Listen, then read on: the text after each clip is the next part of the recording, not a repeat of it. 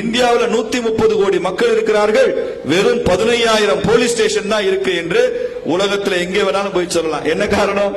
இவ்வளவு குறைவான எண்ணிக்கையில காவல் நிலையங்கள் உலகத்தின் எந்த தேசத்திலும் கிடையாது. By and large, this country is unpoliced and underpoliced. என்ன காரணம்? அறம் சார்ந்த வாழ்க்கை தான் காரணம். இது சரி, இது தவறு என்று நமக்கு ஏற்கனவே தெரிந்திருக்கிறது. இத்தனை ஐபிசி இந்தியன் பீனல் கோடு தான் அப்படி கிடையாது. அந்த காலத்துல ரெண்டே பீனல் கோடு தான், இந்திய பாப கோடு, இந்திய புண்ணிய கோடு. இதெல்லாம் செஞ்சா பாவம், இதெல்லாம் செஞ்சா புண்ணியம். இந்த ரெண்டு வார்த்தைகளை வைத்துக் கொண்டு நமது ஒழுக்கத்தை எல்லாம் கட்டுக்குள் வைத்திருந்தார்களா இல்லையா? இதெல்லாம் செய்யக்கூடாதுப்பா, பாவம்னு சொன்னாங்களா இல்லையா? இதை செய்ய புண்ணியம்னு சொன்னாங்களா இல்லையா? இன்று அந்த வார்த்தைகளுக்கு அர்த்தம் இல்லாமல் போன காரணத்தால் எத்தனை செக்ஷன் போட்டாலும் குற்றங்களை குறைக்க முடியவில்லை. இன்னும் சொல்ல போனால் புண்ணியம் என்ற வார்த்தை தமிழையும் இந்திய மொழிகளில் தான் இருக்கு. எல்லா இந்திய மொழிகளிலும் புண்ணியம் என்ற வார்த்தை இருக்கிறது, அதற்கு பொருள் இருக்கிறது. ஆங்கிலத்தில் புண்ணியத்துக்கு என்ன வார்த்தை? யாராவது ஆங்கில பேராசிரியர் இருந்தா சொல்லலாம். ஆங்கிலத்தில் புண்ணியத்திற்கு என்ன வார்த்தை என்றால், ஆங்கிலத்தில் புண்ணியத்திற்கு வார்த்தையே இல்லை. ஏன்? ஆங்கிலம் என்ற புண்ணியம் என்ற கருத்து ஆங்கில நாகரிகத்திலே கிடையாது. பாவத்துக்கு மாத்திரம் தான் ஆங்கில வார்த்தை இருக்கு, சின்னு.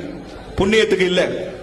இதை நான் ஒரு கல்லூரியில பேசுறப்போ ஒரு மாணவி எழுந்து கேட்டா, இப்படி புண்ணியத்துக்கு ஆங்கில வார்த்தை இல்லைன்னு சொல்றீங்களே, நான் ஒரு ஆங்கில வார்த்தை சொல்லுகிறேன், அதுக்கு தமிழ் வார்த்தை சொல்லுங்க. என்னமா வார்த்தை? டேட்டிங். டேட்டிங் ஒரு வார்த்தை இருக்கு ஆங்கிலத்துல. நாங்க எங்க மொழிபெயர்ப்பு துறையில தலையிலா தேடி பார்த்தோம், தமிழ்ல என்ன வார்த்தை இருக்கு? தமிழ்ல வார்த்தையே இல்லையே சார். ஏன்? டேட்டிங் என்ற அநாகரிகம் தமிழ் பண்பாட்டில் இல்லாத காரணத்தால் தமிழ்ல வார்த்தை இல்லை.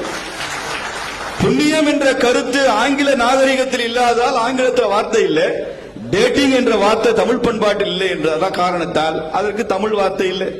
தமிழ்ல மாத்திரம் இல்ல, ஹிந்திலே வார்த்தை இல்லை, மலையாளத்திலே இல்லை, தெலுங்குல இல்லை, ஆங்கிலத்தில் இருக்கு. அப்போ ஒரு ஆணும் பெண்ணும் திருமணத்திற்கு முன்னால் எப்போது வேண்டுமானாலும் வெளியில் செல்லலாம், எத்தகைய உறவு வேண்டுமானாலும் வைத்துக் கொள்ளலாம், எத்தனை நாட்கள் வேண்டுமானாலும் வெளியில் தங்கலாம். அவர்கள் திரும்ப வந்தால் அந்த பெற்றோர்களும் குடும்பமும் ஏற்றுக்கொள்ளும் என்று சொல்கிற வாழ்க்கை முறை தான் டேட்டிங். அதற்கு இந்திய சமுதாயத்தில் அங்கீகாரம் இல்லை. ஏன்? இது அறம் சார்ந்த வாழ்க்கை முறையாக பார்க்கிறோம். அதனால இங்க அதற்கு ஏற்றுமதி இல்லை.